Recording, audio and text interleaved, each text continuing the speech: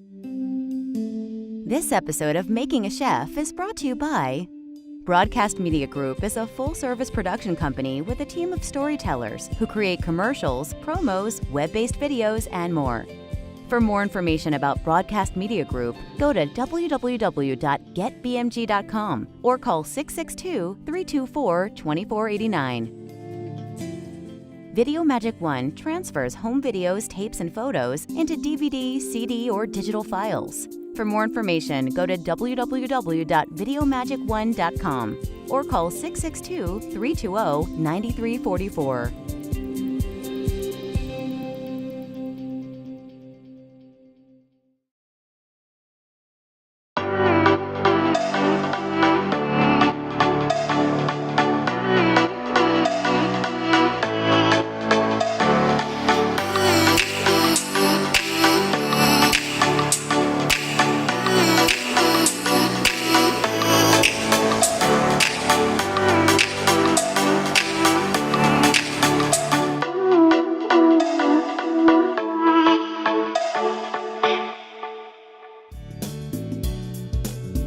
You have these green coffee beans, and most people are like, that's not coffee. That's where I come in.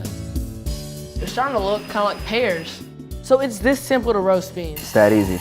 The fragrance is like amazing right now. That's a really good cup of coffee. This is something I'd like to start my day off with. You got your slurp down pretty good. Thank you. If I want to make my friend a good cup of coffee, I have to know what a good cup of coffee is. Today, I'm at 929, and the head barista, Brian, is going to show me how they make their coffee, and also a couple different brews and how to distinguish them from one another.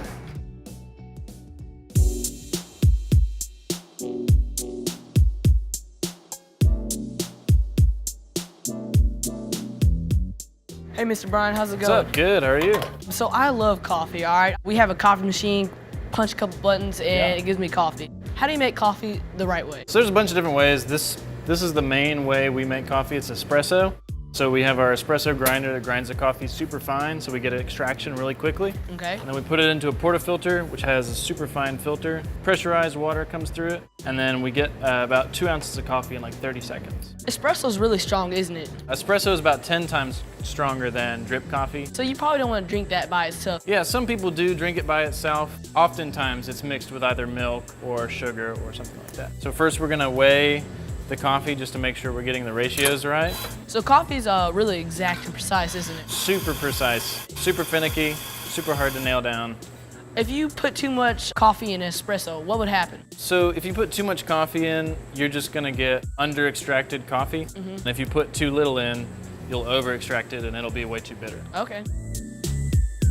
Another scale to weigh it coming out. Okay.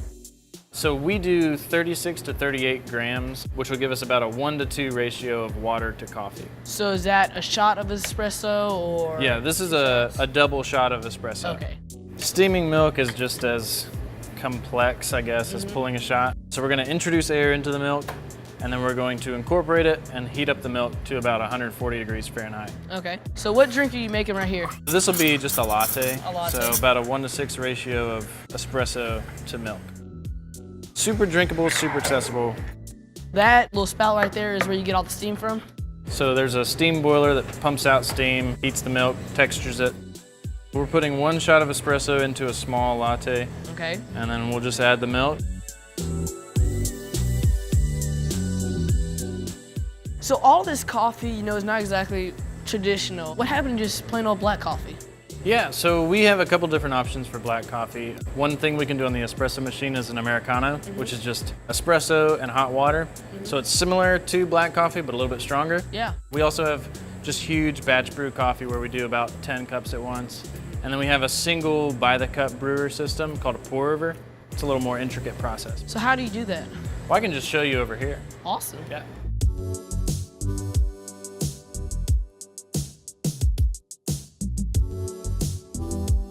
So this is how we do pour over coffee. We will add the grounds into the pour over cone and then just slowly pour hot water over. This is like a special container. Is it some kind of special coffee or something? Well, the container is pretty normal, but the coffee is super special. That coffee is a wash coffee from Burundi. Our higher end coffees, we do by the cup, so that's why we dose them into each individual canister, grind it right before we brew it, and then brew it specifically for the customer who ordered it. So will this coffee taste different from the coffee you have in, regular espressos? Yeah, this will taste different from espresso. It's a lot weaker in a good way. I want to see how it's done. Sweet. Turn on the scale. Again, we're weighing everything just to be super accurate. I'll add the coffee, start the timer. So this first pour, I'm just gonna do like a 50-gram pour. And this is, we call it a bloom. We're just letting the coffee soak up the water. It's gonna release a bunch of gases, so it'll swell just a little bit. Okay.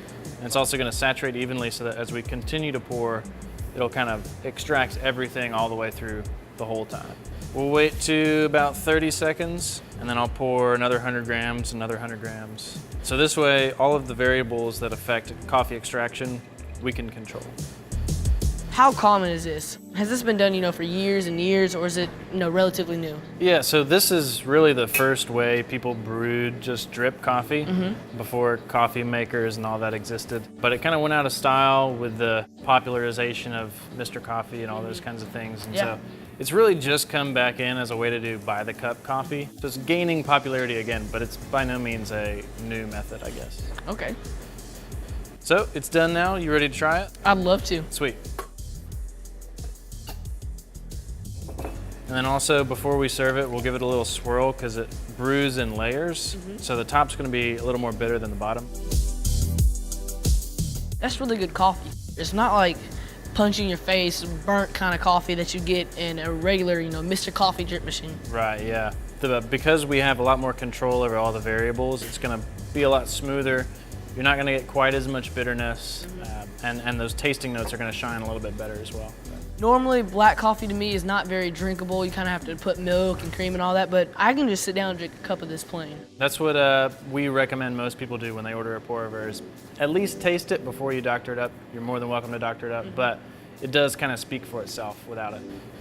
Well, thank you, Mr. Brian. Sweet. I had a great time, and this Sure. is amazing coffee. Today, Dr. Brent Fountain is going to show me how to make an ancient grain hot cereal. Dr. Brent Fountain is a registered dietitian at Mississippi State University, so when it comes to stuff like this, he knows what he's doing. So, I'm very happy to introduce him, Dr. Brent Fountain. Mark, thanks for having me. Thanks for coming back. So what we're going to do here today, Mark, is do an ancient grains hot cereal. And have you ever used a slow cooker before? I have used it, not in a fashion like this. Yeah, so this is one we're going to do overnight. So when you wake up in the morning, you basically put this all together before you go to bed, go to sleep, wake up, and it's ready. This is a new take on oatmeal, really. So a couple of things we've got here. We've got steel cut oats, which you can tell has a different consistency than the regular oatmeal. It's a little bit more seedy looking. And then we've got millet. You could also use amaranth. And we've got quinoa. These are actually pseudo grains in the fact that they're really seeds, they're not grains at all. And each one of these is going to have a little bit different nutrient profile. Yeah. We've also got flaxseed. We're going to use a little bit of butter. We've got some brown sugar, some cinnamon, and in the milk, we've already added our vanilla. First thing we're going to do is we're going to rinse the quinoa. It actually has a component on it called saponin. It gives it kind of a soapy taste, so we rinse that off first. The water will start to run clear and you've gotten all of that off of it. So the reason we rinse the quinoa is because of the saponin in it. Basically what that does is it's a protection measure. So the plant has that. As animals come by and try to eat it, the saponin gives off a real soapy, bitter taste, so they'll avoid it. Wow. So what we're going to do first, we'll grease the inside of the insert. You can take some of that butter and just place it all around the back and sides, and then we'll add what's left into the mixture. Okay. Yep, now we can go ahead and add the quinoa. Quinoa. We've already rinsed it, so that's good. So go ahead and add your millet. Millet. Amaranth is one that you might be able to find, but if you couldn't find that, you could use the millet like we're using today, and if you couldn't find that, just double the quinoa. Double quinoa. So yeah, this is 1 cup each of these. And then of course now add your steel cut oats. Again, when we can add these differences, whether it's the difference in color, the difference in texture, the difference in style, we're getting a benefit from those. So that's really important to add. They smell delicious. Yeah, it does smell good, doesn't it? So what that's going to do is that basically over the course of the night, all of these are going to hydrate, pump up, and blend together. Now let's go ahead and if you'll add the milk. The milk, so this is a lot of milk. That's a lot of milk. That's 8 cups of milk. So that's 2 quarts of milk. So this is going to make 14 servings. So we're going to have a lot in there. A lot. There you go. Spill a little bit of milk. That's okay. And we've added the vanilla in there, 1 tablespoon of vanilla. And so what you're gonna do is just start to blend that in there, but even before we start cooking it. So now we've got some flaxseed, and you can see these little guys right there. Look like a seed. And it's gonna be real interesting when you make this, these are all gonna kind of float to the top. Oh, yeah. A lot of different colors. I bet you it's gonna look really beautiful once we're done with it. It's a good, hot, dense cereal that it's gonna be real filling. Let's go ahead and add a little bit of the cinnamon. Okay. So we got 1 teaspoon of salt, and we've added 2 teaspoons of cinnamon. One of the other things we're gonna add, and we haven't pulled this out yet because I think you've got it, is the nutmeg. Yeah. Half a teaspoon. We're gonna do a half a teaspoon of nutmeg. Now we've got 1/4 of a cup of brown sugar. We're gonna add that. And then the last thing we have is the butter. And probably the best way to do it is just to kind of break it up into little smaller parts. Because the milk is cold, the butter's not going to melt right away, but it will melt over the course of it. A lot of times when we make this, we'll half the recipe because it does make a lot. The great thing about this is that when you're done with it, you can return it to the refrigerator and it can be heated up for the next morning. Now that you've got everything mixed in there, all you're gonna do is add it to the cooker. You're gonna cook it on low. On low, okay. And the recipe will tell you for 6 hours. Of course, you know, that may not be long enough because you might not go to bed at midnight and wake up at 6. So you can do it longer. It does not hurt it. It will not overcook it. We've done it as long as 8 or 9 hours before, and it's still a really good product. Clean up first, put a lid on this, get it going, and don't we have one to the side we can eat? Yep, I'm gonna show you what one already looks like since we don't have to wait here for 6 hours. That'd be bad. So imagine, Mark, you woke up the next morning, your slow cooker's ready to go. Okay. It's cooked, you smell the nutmeg and the cinnamon, you're ready to eat, you walk over, spoon out a bowl. Okay. And what we've got here, it's fully cooked, ready to go. Now what we've done is we've added some cream, a little bit of cream, in this case with just a little touch of vanilla, a little touch of brown sugar. You could go straight cream, you could go milk, but go ahead and pour a little bit over the top. And then you top it the way you want to. So you can top it with fruit. We've got blueberries, raspberries, seasonal fruit will work really great. You've got over here some nuts. You could do any type of nut you want for a little bit more nutty flavor. We've got brown sugar that you could add, or honey, or even syrup if you wanted to. A lot of people will find this to be sweet enough, but certainly adding things like the fruits, the nuts, will add another layer of nutrition to it as well. So it's ready to go. Why don't you add what you want? I like adding fresh fruit. That's gonna add a lot of color to it as well. Yeah, I'm gonna add a little bit of nuts because I kind of want a little bit of crunchiness to it, and I don't think I'll add any sweetness right now. Okay, good. All right, that looks delicious. Yeah, Can we try some? yeah, let's try it. So it doesn't taste like regular oatmeal. Again, this is going to have a lot of protein in it because of the milk that you've added. It's going to have a lot of fiber from all of the grains that we've added. And then again, adding more vitamins and minerals with the fruits that we add. I love the blueberries in there. Blueberries just like brightens it all up. It does, doesn't it? And it's simple. You know, we dumped it all in there and made it in 5 minutes. Yeah, the prep time's really quick on this. You just have the ingredients through there. And again, it's a different way of eating some different foods. For a family, it's a good, hearty breakfast to get the day started off right. Yeah. Well, thank you for showing me this really cool and really simple recipe. I had a whole lot of fun, and I can't wait till you come back next. Great. Thanks a lot, Mark. Thank you. That is good. Isn't it good? That's really I'm telling you. We're now in the kitchen, and I'm gonna show Mr. Kenneth how I like to cook with coffee beans. Normally, when you cook with coffee, you use it in liquid or powdered form, but I'm gonna take advantage of the aromas and essential oils in the coffee once you heat it up. So, Mr. Kenneth, we just got done roasting beans, and I got to thinking, how can I utilize whole beans? Today, coffee is gonna take the place of the root vegetables in a basic meat roast. So normally, you would have carrots, onions, celery, or whatever on the bottom and you're roasting meat on top, right? We're gonna switch it around. Coffee beans are gonna be the root vegetables, and the root vegetables, like carrots for instance, is gonna be the actual meat. It all starts off with a preheated pan, add coffee beans. So we're gonna let these re-roast with a cast iron pan. And so we're just trying to get the oils and the aromas to come back. What type of beans are they? I'm not quite sure yet what they are. What we have here is a bean that we took right before what I call second crack. And it's really second crack where, you can actually see some that are going right now. The oils in the actual coffee will start to come out. And so I think it's a great idea to use the carrots, and I'm excited about seeing how this turns out. To top these carrots, I'm gonna do them really simply, just chopped up garlic, olive oil, salt, pepper. Okay. So, if you'll actually toss these carrots together with this garlic. Putting a lot of trust in me here. I'll put a little olive oil in, but I'll let you decide how much salt and pepper you want in it. Okay. So these are actually becoming really nice and beautiful. They're super glossy. Oh yeah, you're getting a lot of smoke and you're getting Yeah. a lot of the oils. I went ahead, turned off the heat, let them finish cooking. I'll be honest, I put a little extra pepper in there. I'm a big pepper guy. Fine by me. They smell really good. Have you ever like tossed popcorn and butter together? I have. Well, you just do something kind of like that, okay. similar like wrist motions. I gotcha. There you go. Have Cool. at it. Simple as this. Lay them on top. Get an even layer.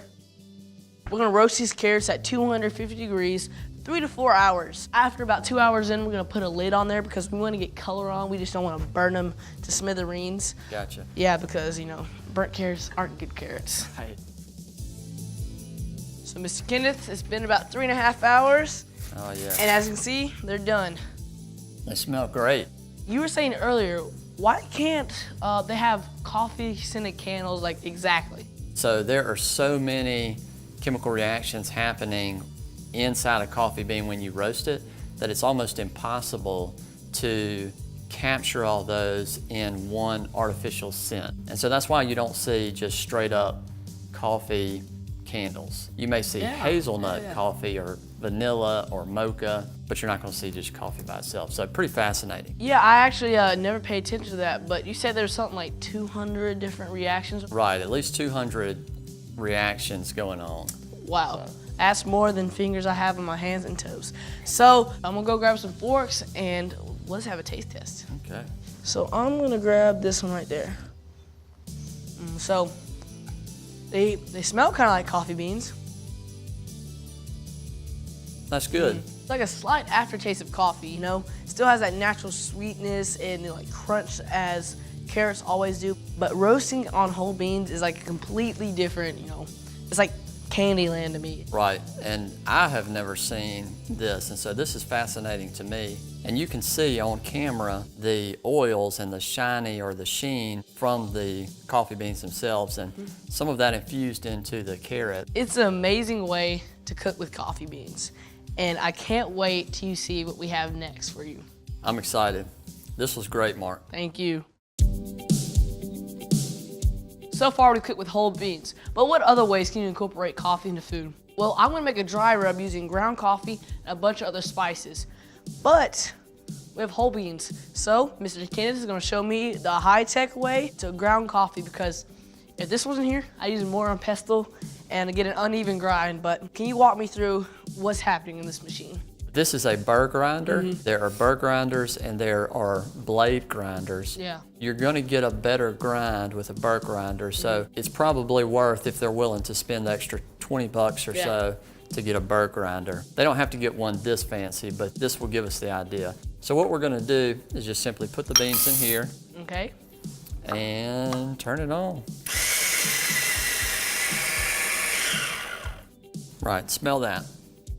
Oh wow, that's I got a whiff of that. That's strong. It's got a good Chocolatey. Yeah, it's a chocolatey kind of bold flavor.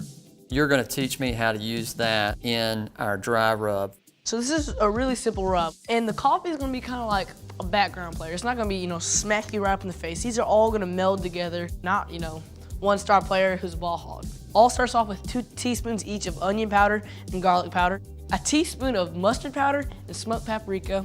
We'll go ahead and combine all 4 of those, and 2 teaspoons or so of this ground coffee. I'll play it by eyesight. Then we're gonna try to evenly distribute it. Probably not gonna happen evenly. So just rub it all on there, flip it over, boom. Boom. This is a room temperature steak. Okay. If you can get your steaks at room temperature, or any meat for that matter, before you cook it, it's gonna be easier and faster to cook. Teaching me new things. That's the goal, that's the goal. Lay this down away from me, so in case it does splash up, I'm not gonna get That's smart. decimated. So you wanna hear that nice sizzle. Wish we had a little more of that, but I'm not gonna touch that. 3 to 4 minutes per side for medium rare. Time to flip it. Ooh, that looks a good. Beautiful sear on there. Get your hand. You see that part right there? Right, Yeah. You're right there, right there. Feel it right now.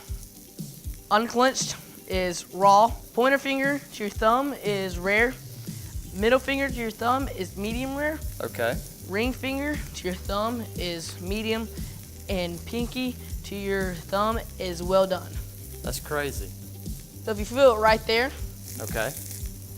what do you think that is right there? I'm gonna say like medium rare. It's a little, it's about 130, I'd guess, which is what we want it at. So I'm gonna cover this with tin foil, let it rest 5 to 10 minutes, and then we have a coffee rub steak that I cannot wait to eat. Yeah, I'm excited about it. Looks great. Thank you. So our steak is rested. It's probably finished cooking to around medium rare. Before we cut into it, I'm gonna explain to you a little more science of steak and why we let it rest. As you can see, it's still steamy and all that condensation. Yeah, it looks great. Whenever you have a raw steak, it's kind of like this. It's laid out, muscle fibers are chilling, relaxing, all that stuff. When you cook it, I don't know why, but it's like tension. You build up tension and pressure. It squeezes up kind of like this, so it becomes tense and tight, like they're flexing. And so if you cut into that, all that juice is gonna pull out on the plate.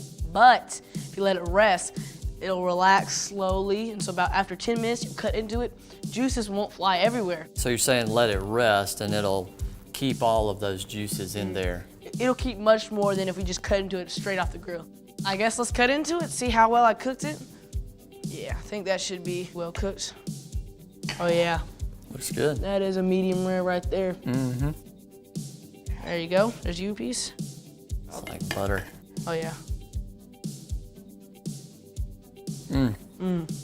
That's good. I think this is like we were going for, that medium rare. I can taste some of that dry rub in there, but it's not too in your face. Yeah, So it's good. I like thank it. you. Yeah, we want the coffee to be a backup player. We want all the spice to be a backup player to the steak. So you still have that nice meatiness, that nice toothiness to a beautifully cooked steak. But you do have some coffee in the background reminding you that it's there. Paprika, maybe get a little punch every now and then. And the garlic powder, you know, just round it all off. I like it. Thank you. To complete the trinity of cooking with coffee, we're gonna cook with brewed coffee. But this is not your normal everyday brewed coffee. This is what you call cold brew. So, Mr. Kenneth, what is cold brew coffee? The difference is when you have drip coffee or pour over, it is a very quick extraction. With cold brew, you're either taking it with the water at room temperature, or you're even putting it in the fridge and using that. And so not only is it going to take longer to extract, but you're going to pull out completely different things in the ground coffee because you're at a different temperature. On the cooking note, this is a really simple recipe. This is great with pork. We're using pork chops. So half a cup each of red wine and cold brew, tablespoon each of olive oil and Worcestershire or soy sauce. You can use whatever you want. I'm using soy sauce. Tablespoon of brown sugar. You can use dark brown sugar if you want. We're just using light brown. And 3 small garlic cloves crushed together. Smells good. Yeah, it smells like red wine and coffee. Mix that all together. Like I said, about 1 inch or so thick, 3/4 inch thick, butterflied pork chops. So throw that in there. And then we're gonna let these sit anywhere from 30 minutes to overnight to a couple days even. I'm gonna refrigerate these for about 4 hours to overnight, then we're gonna grill them up. You know, a lot of folks grill pork chops, and while I do like to grill pork chops, say for instance, it's raining outside, snowing, because you know it snows in the South a whole lot. Sarcasm right there. You know, thunderstorms, lightning, or it's the middle of the night, you want pork chops. This is how I like to do it. I have a cast iron pan over medium-high heat. Put down a tablespoon or so of olive oil. To be honest, normally I'd use like vegetable oil, but we don't have vegetable oil up here. Something that doesn't, you know, burn at 350 degrees. I'm gonna put down both pork chops in there. I actually really like a cast iron skillet. It's a great throwback to like old school South. Well, it gets so hot, it retains heat so well. Yeah. It's one of the best. I'm just gonna sprinkle on a little bit of salt and pepper. If you wanna get fancy, you can do a little honey on it. Honey and molasses. That sounds good. It is really good. We're gonna cook these 3 to 4 minutes per side, and then keep flipping it till it's done. We have a beautiful pork chop. Looking forward to it. So Mr. Kenneth, he's been cooking for about 6 to 7 minutes now, as you can see. They have a nice crust to them. Looks good. So we're just gonna lay these on a little bit of blackberry and blueberry sauce I made a few minutes ago. Just like a mixed berry sauce, a little bit of honey, lemon, and all that good stuff. Ladle some across, just kind of make it look beautiful, because while it might taste good, it looks plain by itself. So this adds a little flair to it. Trying to be fancy with my plating. There you go. That's how you utilize liquid coffee in cooking. We cooked with it in bean form, ground up in a spice rub, and in liquid form as a marinated. So thank you, Mr. Kenneth. I learned a whole lot about roasting, and then little tidbits along the way, like the 200 different chemical reactions in a coffee when you're roasting it. And you make some amazing coffee, man. I'll tell you that right now. Thank you, and it's exciting for me to see coffee come into the kitchen, and then for you to be able to use it 3 completely different ways. So I've learned a lot too, and I'm gonna take that back and it'll help me with roasting.